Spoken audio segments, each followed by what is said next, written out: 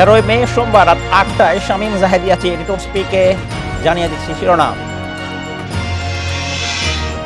মৃত্যুদণ্ডের চূড়ান্ত সিদ্ধান্ত না হওয়া পর্যন্ত আসামিকে কন্ডেম সেলে রাখা যাবে না, হাইকোর্টের আদেশ।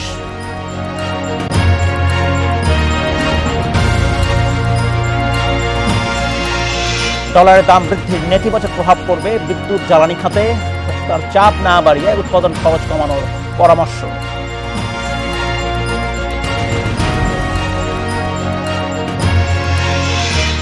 তাসকিনের সুস্থ হতে সময় লাগবে ৩-৪ সপ্তাহ, অপেক্ষা করতে চায় বিসিবি। বিশ্বকাপের দল ঘোষণা আগামীকাল।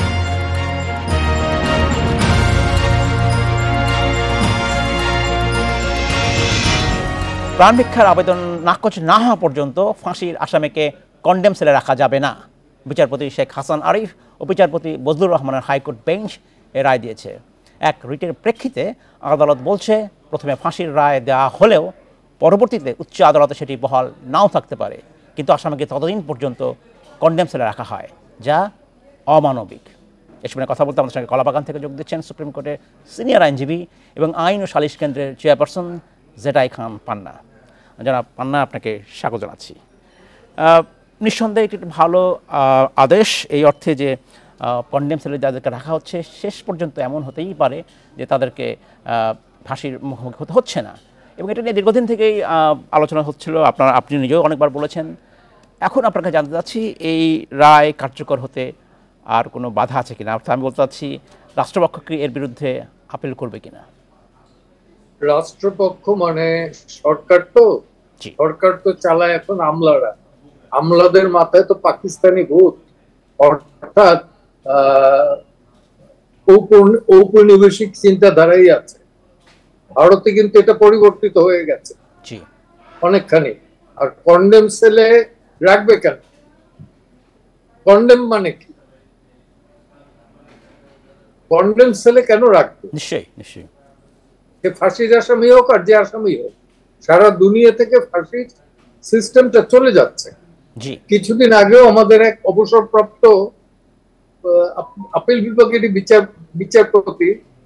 বিচারপতি কৃষ্ণ দেবনাথ কিন্তু বলেছেন যে, একটা মামলার তিনি বলেছেন যে নিম্ন আদালতের একটা প্রবণতা দেখা গেছে গণহারে ফাঁসি দেয়া, এর ভেতরে যেন একটা আনন্দ।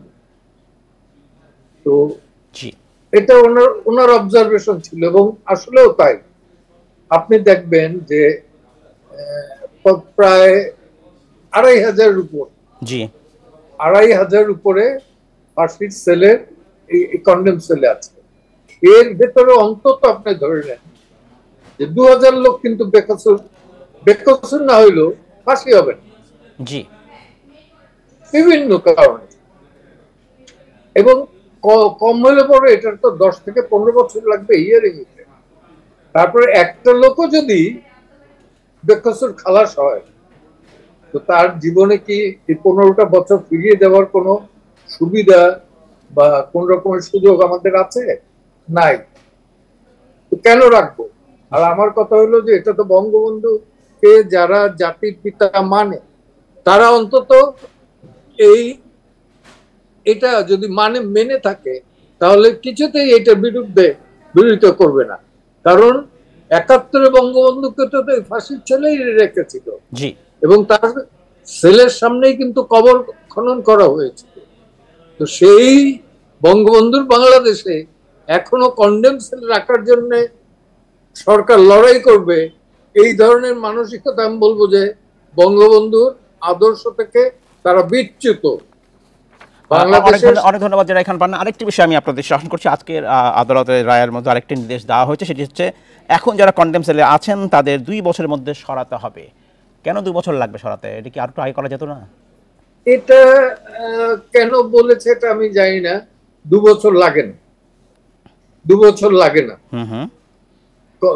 এটা একটা সেল থেকে সরানো বা একটা সাধারণ জায়গায় আনা, এটা 2 বছর লাগার কোনো বিষয় না।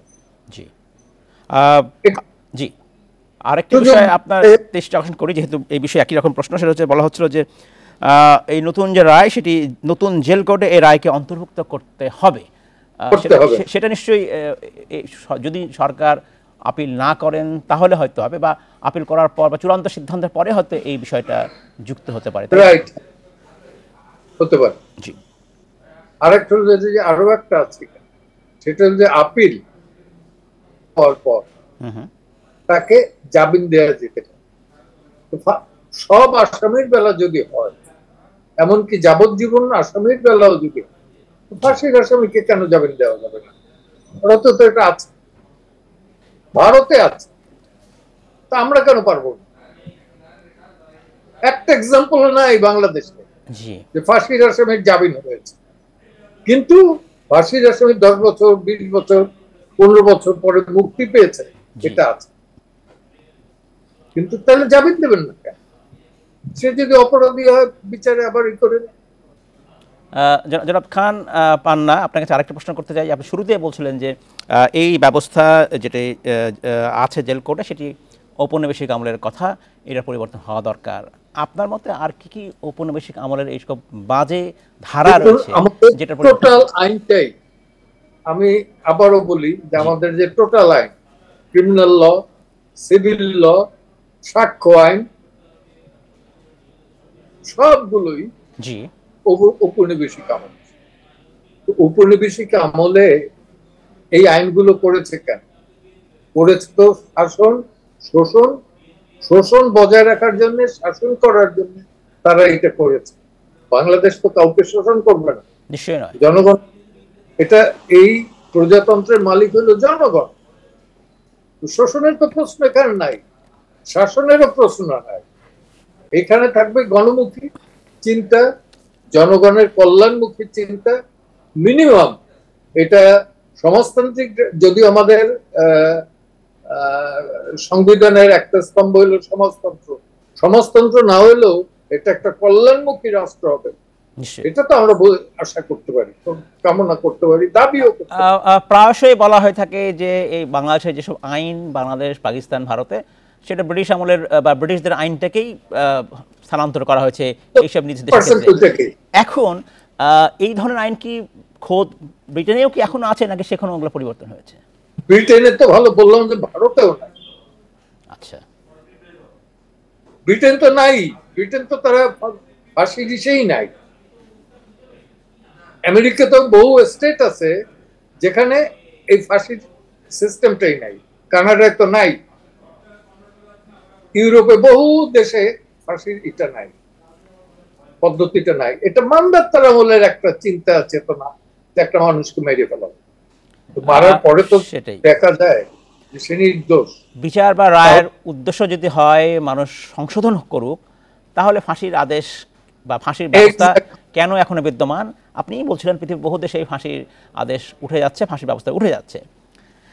বাংলাদেশে বাধা কোথায় উঠে যেতে? বাংলাদেশে বাধা কোথায়?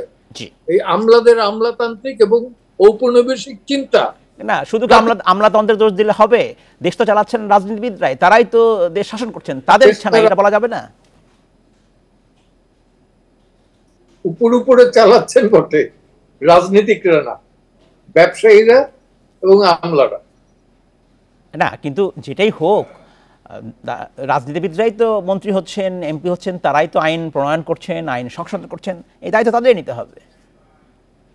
দায়িত্ব নিতে হবে, দায় নিতে গেলে পরে সেটা অন্য ব্যাপার, কিন্তু সাফার তো করতেছে আমরা জনগণ।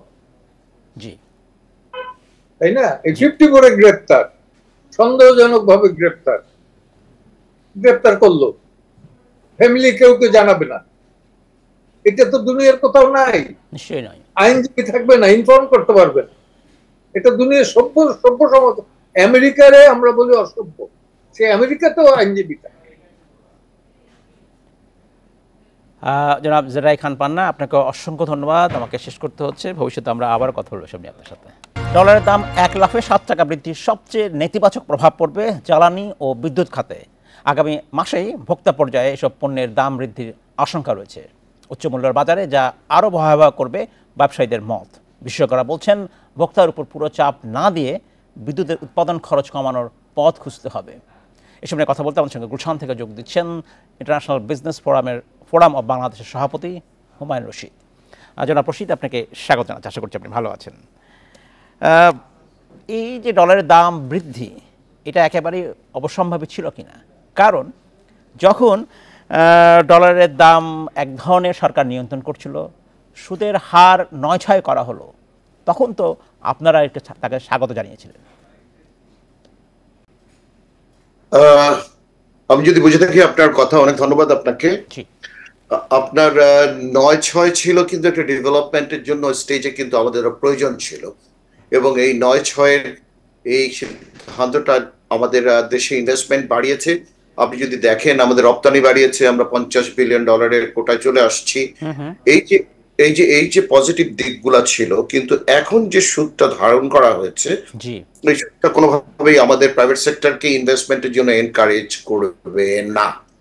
না, আপনার সাথে একমত, সেই সময় বলছিলেন ভালো, কিন্তু এখন তো সেটা আসলে খারাপ, বা অনেকটা বলতে পারেন যে ব্যাকফায়ার করেছে। এই অর্থে কোভিড পরবর্তী সময়ে যখন বিশ্ব অর্থনীতি এক ধরনের ভালো দিকে যাচ্ছিল, তখন কিন্তু আসলে বলতেই হয় যে ইউক্রেন এবং রাশিয়ার যুদ্ধতে এই সংকটটা তৈরি হয়। তখন পৃথিবীর সব দেশে কিন্তু সুদের হার বাড়িয়েছিল, বাংলাদেশ কিন্তু সেই পথে হাঁটেনি। তারই ফল কিনা এখন কিনা আমার কাছে মনে হয়, আপনি যদি দেখেন আমাদের কিন্তু অনেকগুলো স্ট্রাগল টাইম গিয়েছে। কোভিড এর পরবর্তীতে আমাদের গ্লোবাল সাপ্লাই চেইনে কিন্তু একটা বিরাট ইন্টারাপশন ছিল। আপনার যে মেটাল আমরা $700-800 কিনতাম, সে মেটালের দাম হয়ে গেছিল $1400-1500। তেল কিংবা গ্যাসের দাম, একটা নর্মাল গ্যাসের দাম ছিল $10-12। এলএনজির দাম সেটা $50-60 গিয়ে ঠেকেছিল। এই চেইন এফেক্ট গুলা এসছিল। আমরা কিন্তু তখন কিন্তু নড়ে চড়ে বসিনি যে আমাদের সামনে কিন্তু অনেক বড় ধাক্কা আসছে। আমাদের সামনে যে ধাক্কাটা আসবে, তখন যদি আমরা সহনশীল পর্যায়ে নিয়ে আসার জন্য চেষ্টা করতাম, এই গ্লোবাল সাপ্লাই চেইনের এফেক্ট ইম্প্যাক্ট যেটাকে নিয়ে আমাদের উচিত ছিল, আমরা সেটা না করায় আজকে যে এফেক্টটা আমরা দেখছি, আজকে আমরা যে এফেক্টটা দেখতে পাচ্ছি, সেই এফেক্টটা কিন্তু ওটারই প্রতিফলন বলে আমাদের ধারণা। সেটাই, অর্থনীতিকে যদি তার নিজস্ব গতিতে চলতে না দেওয়া হয়, তাহলে এই ধরনের সমস্যা সংকট হতেই পারে। আজকে বাংলাদেশ ব্যাংকের বাংলাদেশ পরিসংখ্যান ব্যুরোর তথ্য অনুযায়ী গত এপ্রিলে খাদ্যপণ্যে মূল্যস্ফীতি বেড়ে দাঁড়িয়েছে 10.22%। পৃথিবীর সব দেশে কিন্তু মূল্যস্ফীতি কমেছে, শ্রীলঙ্কাতেও কমেছে, ভারতেও কমেছে। তাহলে বাংলাদেশে এটা কেন হলো না? এখানে কি নীতিগত কোনো সমস্যা ছিল, সংকট ছিল, যেটা ভুল নীতির প্রয়োগে এটা হলো? আপনি খাদ্যদ্রব্য যদি দেখেন, ইভেন এটা বলা হয় আর কি, পাশ্চাত্য দেশে ডিম, দুধ এবং রুটি, তিনটা জিনিস কিন্তু অত্যন্ত প্রয়োজনীয় জিনিস। এই জিনিসের দাম কিন্তু বাড়েনি, এই জিনিস দাম বাড়ায় না। সরকার এই জিনিসটাকে যেভাবেই পারুক এই জিনিসটাকে কন্ট্রোল করে, যাতে মানুষ তাদের ক্রয় সীমার মধ্যে রাখতে পারে। কারণ ডিম, দুধ, রুটি এই তিনটা কিন্তু অত্যন্ত প্রয়োজনীয় জিনিস। কিন্তু আমাদের দেশে এটা কি সিন্ডিকেশনস কিংবা মানে ইদানিং হঠাৎ করে কিছু কিছু ব্যবসায়ী মানে জন্মগ্রহণ করছেন, যাদের কাছে অফুরন্ত টাকা আসছে, তারা এই স্টক মার্কেটের ব্যাপারে অনুপ্রাণিত হচ্ছেন। এই টাকাটা ব্যবসায়ীরা করছে না, এটা এই যারা খুব মানে ইদানিং কালের ব্যবসায় ঢুকেছেন, যাদের কাছে প্রচলিত প্রথাগত ভাবে ওনাদের কাছে অর্থ আসেনি, এরাই কিন্তু এই টাকাটাকে ইনভেস্টমেন্ট করছে কোথায়? এই স্টক মার্কেটে। এইটা স্টক মার্কেট ওই স্টক মার্কেট না, এই স্টক মার্কেটটা হচ্ছে খাদ্যদ্রব্য আটকালে তারপরের দিন দাম বাড়াচ্ছে একটা সিন্ডিকেশনের মাধ্যমে অসাধু ব্যবসায়ী। আপনি এই অসাধু ব্যবসায়ীদেরকে ব্যবসায়ী বলতে পারেন না। বাংলাদেশে এই ধরনের কিন্তু এফেক্ট ভোক্তারা সাফার করছে। আপনি সাফার করছেন, আমি সাফার করছি, সবাই কম বেশি আমরা সাফার করছি। এবং এটা সরকারের নীতিমালার মাধ্যমে এটাকে কন্ট্রোল করতে হবে। যদি নীতিমালা স্ট্রাকচার থাকে, কারণ প্রতি বছরই আমরা দেখি, আপনি দেখবেন যে রমজানের সময় খাদ্যদ্রব্যের দাম বাড়ছে। কেন বাড়ছে? আমরা তো জানি রমজান আসবে, অন্যান্য দেশে ডিসকাউন্টেড প্রাইসে বিক্রি হয়, আমাদের দেশে কেন বিক্রি হচ্ছে না? এটা হচ্ছে আমাদের স্ট্রাকচার পলিসি নাই, এক, আমাদের ইনফ্রাস্ট্রাকচার নাই, দুই, আমি কেন ইনফ্রাস্ট্রাকচারের কথা আজকে বলছি? আমাদের দেশে জনসংখ্যা বাড়ছে, আমাদের কিন্তু খাদ্য গুদাম বাড়ছে না। আমাদের দেশের জনসংখ্যা বাড়ছে, কিন্তু আমাদের কোল্ড স্টোরেজ কিংবা আমাদের সবজি রাখার জায়গা হচ্ছে না। ফলে কৃষক কিন্তু ন্যায্য মূল্য পাচ্ছে না। মিডলম্যান, মধ্যস্বত্বভোগী যারা আছে, যারা ইদানিং ব্যবসায়ী হয়েছেন কিছু কিছু, যারা কোনো জায়গা সুশাসনের ঘাটতি কেন? আপনি বলছেন যারা ব্যবসায়ী নয়, যারা অন্যায়ভাবে কাজ করছে, খাদ্যদ্রব্য বা অন্য পণ্য স্টক করছে, ব্যবস্থা নেওয়া যাচ্ছে না কেন? সরকার তো বহুবার বলছে পণ্যের দাম নির্ধারণ করে দিচ্ছে, যদিও মুক্তবাজার অর্থনীতিতে পণ্যের দাম নির্ধারণ করার দায়িত্ব নয়, সেখানে সরবরাহ এবং চাহিদাই নিশ্চিত করবে একটি পণ্যের দাম কি হবে, সেই দিকে নজর দেওয়া হচ্ছে না কেন? আসলে এটা অনেক দিনের চ্যালেঞ্জ, এটা আজকের চ্যালেঞ্জ কিন্তু না। আমরা যদি বলি আজকের চ্যালেঞ্জ, তা কিন্তু না। দেশ স্বাধীন হচ্ছে 52 বছর, 52 বছরে দেশ অনেক এগিয়েছে, কিন্তু এই জায়গাগুলোতে আমরা এখনো এগোতে পারি নাই। কোন জায়গাটায়? আমরা সেই জায়গাটা হচ্ছে আমাদের কিছু কিছু জায়গায় রিফরমেশনস দরকার আছে। আমাদের দেশে এখনো অনেক কিছু আছে, খাদ্য দ্রব্য নিয়ন্ত্রণ আইন বলে যে আইনগুলো আছে, কোল্ড স্টোরেজে যে আইনের আওতায় যেগুলো আছে, এগুলো কিন্তু রিফরমেশনস দরকার। এটার ভিতরে রিফরমেশনের ভিতরে রিসেন্টলি একটা আইন পাস হয়েছে, লজিস্টিক্স আইন, যে আইনটা কিন্তু আমাদের ব্যবসা এবং বিদেশি ব্যবসায়ীদেরকে অনুপ্রাণিত করবে যে বাংলাদেশে যারা ইনভেস্ট করতে চায় তারা ইনভেস্টমেন্ট করবে। ফলে আগামীতে হয়তো চেঞ্জ আমরা দেখতে পাবো কিছুটা। নিশ্চয়ই। শুরু করেছিলাম আমরা বিদ্যুৎ ও জ্বালানি খাত দিয়ে। কোনো সন্দেহ নেই এই ডলারের দাম বৃদ্ধিতে সবচেয়ে বেশি নেতিবাচক প্রভাব পড়বে বিদ্যুৎ এবং জ্বালানি খাতে, এবং আরও বেশি ভর্তুকি গুনতে হবে সরকারকে। তাহলে উপায় কি আসলে? কিভাবে বিদ্যুৎ উৎপাদন খরচ কমানো যাবে? এটা আসলে একটা বড় বড়ার উপরে খাড়ার ঘা। এমনিতেই আমাদের কাছে ডলার সংকট রয়ে গেছে। আমরা যে গ্যাস কিনেছি সেই গ্যাসের মূল্য পরিশোধ করতে হবে। আমরা যে জ্বালানি কিনেছি, কোল কিনেছি, এগুলো সবগুলোর পয়সা পরিশোধ করতে হবে। সরকার এখন সময় মাফিক পরিশোধ করতে পারছেন না। আপনি জানেন যে 42-43% আইপিপি কোম্পানি থেকে আমরা বিদ্যুৎ কিনি। এরা হচ্ছে তরল জ্বালানি দিয়ে বাংলাদেশে বিদ্যুৎ উৎপাদন করেন এবং তারা বিক্রি করেন। তারা কিন্তু এখন ব্যাংকে পেমেন্ট করতে পারছে না। এটা চেইন এফেক্ট আসছে। আজকে আপনি ধরেন সরকার দিয়েছে 10,000 কোটি টাকা ভর্তুকি এই দফায়। এই 10,000 কোটি টাকাতে আমরা হয়তো এই $10 মিলিয়ন আমরা পেমেন্ট করতে পারতাম। আমি কথার পর কথা বলি, আজকে আমি $9 মিলিয়ন পেমেন্ট করতে পারবে। ভর্তুকির পরিমাণ ক্রমান্বয়ে কিন্তু আরো বেড়ে যাবে। এই যে 6%, 6.5% যে দাম, যে কারেন্সি ফ্ল্যাকচুয়েশনস এর এফেক্ট, কারণ আপনার এই কোম্পানিগুলা তারা কিন্তু পেমেন্ট করছে ডলারে। পিডিবি কে পেমেন্ট করতে, পিডিবি বিক্রি করছে টাকায় এবং তাকে পেমেন্ট করতে হবে কিন্তু ডলারে এইসব জ্বালানি সরবরাহকারীদেরকে। বলে একটা বিরাট ইমপ্যাক্ট আসবে।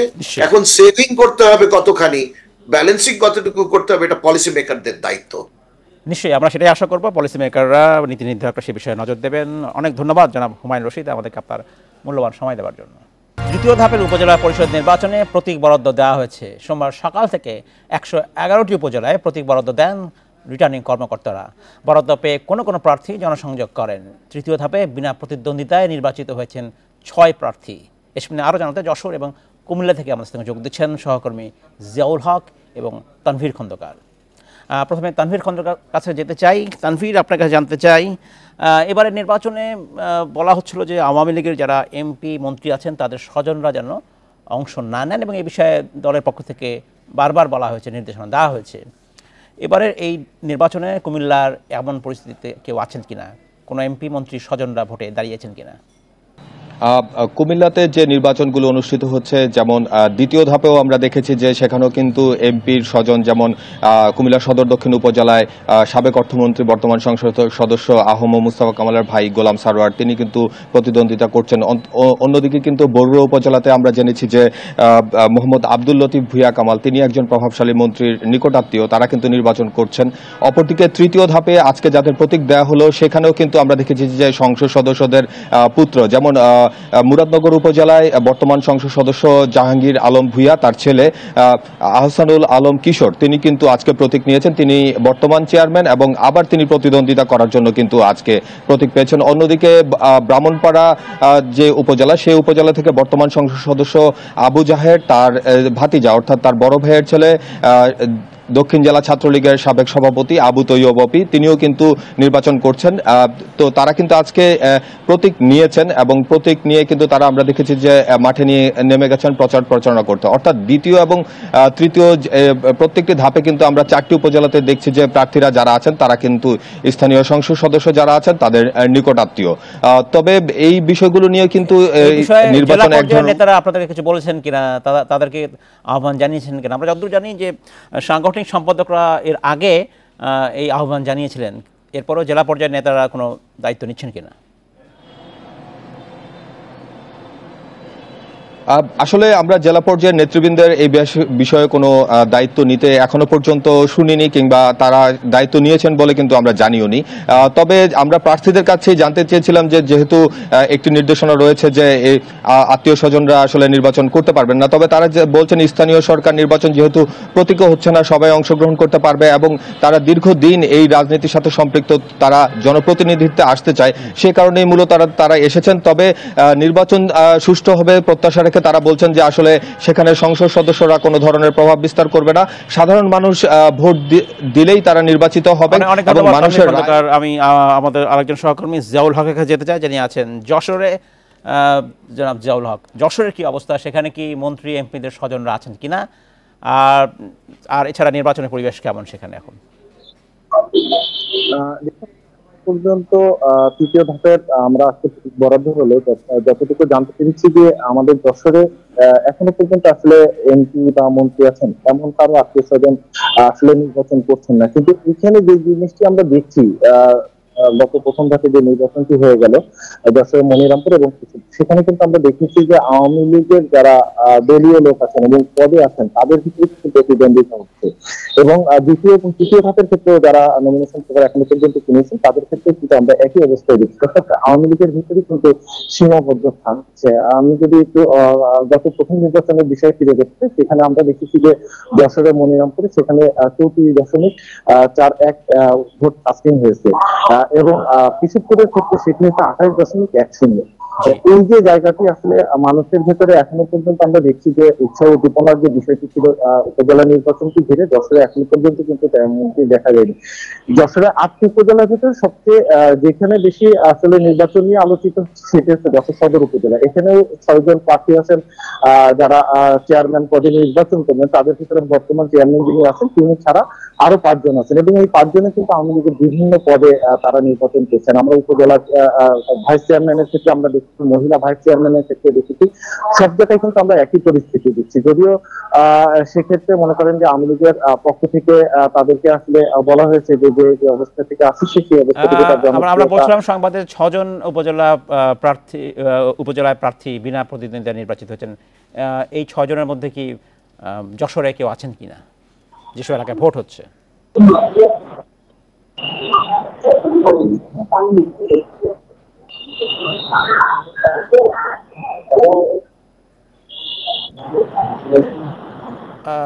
যশোরে কি কেউ বিনা প্রতিদ্বন্দ্বিতায় নির্বাচিত হয়েছেন কিনা তৃতীয় ধাপে?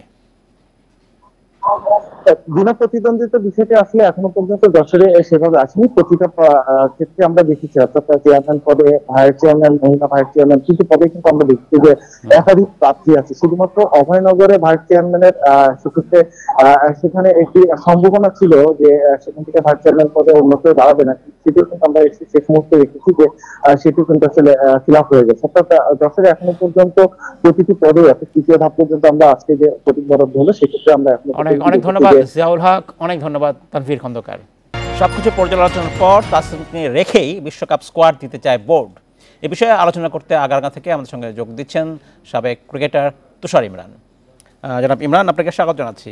বলা হচ্ছিল যে তাসকিনের ইনজুরির কারণে বাংলাদেশ দলের ঘোষণা একটু পিছানো হয়েছে, আপনি এটাকে কীভাবে দেখেন? এবং বলা হচ্ছে যে তাসকিন সেরে উঠতে তার লাগবে 3 থেকে 4 সপ্তাহের মতো। এই সিদ্ধান্ত ঠিক হচ্ছে কি? আসলে ইনজুরিতে পড়ছে তাসকিন, ভেরি ডিফিকাল্ট আসলে এখন ওয়ার্ল্ড কাপের স্কোয়াড ওকে রেখে ডিক্লেয়ার করা। সো এই ক্ষেত্রে আমার কাছে মনে হয় যে না, বিকল্প একজন পেস বোলার নিয়ে যেতে হবে, তাই বাস্তবতা, আর এটাকে মেনে নিতে হবে। আমার কাছে যেটা মনে হয়েছে, ফোর্থ টি-20টা না খেলালেও পারতো তাসকিনকে। টিম ম্যানেজমেন্ট যদি একটু মানে সবাইকে যাচাই বাছাই যখন করছিল, তাসকিনকে আমার কাছে মনে হয়েছে যে রেস্ট দেওয়াটাই উচিত ছিল, যেহেতু সিরিজ আমরা জিতেই গিয়েছিলাম। তো এই ক্ষেত্রে তাসকিনকে যদি রেস্ট দিত তাহলে ইনজুরিটা নাও পড়তে পারত। তার মানে আপনি বলতে চাচ্ছেন তাসকিন যেহেতু গুরুত্বপূর্ণ খেলোয়াড়, দলের গুরুত্বপূর্ণ বোলার, তাকে ঠিক সেইভাবেই নজরে রাখতে হতো, কারণ এর আগেও বিভিন্ন সময় দেখা গেছে যে তাসকিন ইনজুরিতে পড়েছেন। সেইটা কি টিম ম্যানেজমেন্ট ভালোভাবে ব্যাপারটাকে সামাল দিতে পারলো না, আপনি কি তাই মনে করছেন? সেটা আসলে মনে করার কিছু না, বিকজ দেখেন ওয়ার্কলোডের একটা ব্যাপার থাকে, প্লাস সিরিজ তো জিতেই গিয়েছিলাম। এখন যদি ওই বিবেচনা করে তাসকিনকে রেস্ট দিত তাহলে খুবই ভালো হতো। তারপর একটা হোয়াইট ওয়াশের একটা ব্যাপার ছিল আমাদের, সেটাও বিবেচনা করা উচিত। বাট মেইন প্লেয়ার গুলোকে যদি আপনি রেস্ট দিয়ে খেলান তাহলে হয়তো বা মানে ভালো একটা স্কোয়াড আপনি ওয়ার্ল্ড কাপের সাথে নিয়ে যেতে পারতেন। এখনো আমি আশাবাদী যে না, তাসকিনকে ওয়ার্ল্ড কাপের স্কোয়াডে রাখবে। আপনার হয়তো বা বিকল্প একজনকে নিয়ে গেলেও যেতে পারে। বিকল্প কে হতে পারে জানতে চাচ্ছি আপনার কাছে। তাসকিনের পরিবর্তে ধরা যাক তাসকিন সুযোগ পেলেনই না, সুস্থ হলেন না, কে হতে পারে বিকল্প? টিমটা এখনো ডিক্লেয়ার করেনি। সেই ক্ষেত্রে যদি এতগুলো সিমার আছে আমাদের, শরীফুল, তাসকিন, মোস্তাফিজ, সাকিব, সাইফুদ্দিন, যে কোনো 4 জনের যাওয়ার কথা ছিল, সেখানে আমার কাছে মনে হয় স্ট্যান্ড বাই যে থাকবে তাকে হয়তো বা ক্রিকেট বোর্ড ক্যারি করতে পারে তাসকিনের বিকল্প হিসাবে। আর এই যখন এই নতুন দল ঘোষণা হবে আগামীকাল হয়তো, সেখানে আপনি কি ধরনের আশা করেন, কাদের থাকা উচিত? ব্যাটিং, আমি যদি ব্যাটিংয়ের দিকে আপনাকে একটু নজর দিতে বলি। টিম তো অলরেডি হয়ে গিয়েছে, এখন শুধু ডিক্লেয়ার করার বাকি। সেই ক্ষেত্রে যদি ওপেনার যদি দেখেন, তামিম, সৌম্য এবং লিটন, একজন ব্যাকআপ ওপেনারের খুবই দরকার। সেই ক্ষেত্রে এই 3 জন থেকে যে কোনো 2 জন খেলবে, একজন ব্যাকআপ ওপেনার। 3-এ শান্ত, 4-এ তারপর হৃদয়, মাহমুদুল্লাহ, সাকিব, আপনার হয়ে গিয়েছে কিন্তু টিম। শেখ মাহাদি আছে টিমের সাথে। এক্সট্রা একটা যদি স্পিনার নিতে পারে তাহলে সেই ক্ষেত্রে হয়তো বা তানভীর যেতে পারে। আর যদি তানভীরকে অফ রেখে রিশাদের জায়গাটা কিন্তু পাকাপোক্ত আমার কাছে মনে হয়েছে। তারপর অনিক আছে, জাকির আলী অনিক, সেও কিন্তু টিমের সাথেই আছে। সো অলরেডি টিম কিন্তু আপনার হয়ে গেছে, এখন শুধু ডিক্লেয়ার করার বাকি। আমার কাছে মনে হয় যে নামগুলো বললাম এর ভিতর থেকেই 15 জন বা হচ্ছে বেছে নেবে ক্রিকেট বোর্ড। জিম্বাবুয়ে সফরে বাংলাদেশের যেসব পারফরমেন্স দেখা গেল, তাতে আপনি কতটা আশাবাদী সামনের বিশ্বকাপে আসলে বাংলাদেশ কত দূর যাবে বলে আপনি মনে করছেন? আমার কাছে একটা জিনিস মনে হয়েছে, ফেয়ারলেস ক্রিকেটটা খেলতে পারেনি স্পেশালি ব্যাটাররা, বিকজ সামনে ওয়ার্ল্ড কাপের স্কোয়াড ডিক্লেয়ার করা এটাও একটা প্রেশার ছিল। আই হোপ যে না, ওয়ার্ল্ড কাপে তারা ভালো ক্রিকেট খেলবে, এটাই আশা করি। কত দূর যেতে পারে বলে আপনি মনে করেন? বলাটা ভেরি ডিফিকাল্ট আসলে। টি-20 গেম, এনিবডিজ গেম। যে যেদিন ভালো খেলবে সে সেদিন উইন করবে টিমকে। প্রেডিকশন করা ভেরি ডিফিকাল্ট এই টি-20 ফরম্যাটে স্পেশালি। সাম্প্রতিক সময় টি-20 যে ধরনের স্কোর হচ্ছে বিভিন্ন ম্যাচে, আমরা আইপিএল এর দিকে তাকাই, অন্যান্য খেলায়, সেই হিসাবে বাংলাদেশের ব্যাটাররা কি সেই পরিমাণ স্কোর করতে পারছে? না, আইপিএল এর কথা যদি বিবেচনা করেন, টোটালি ডিফারেন্স।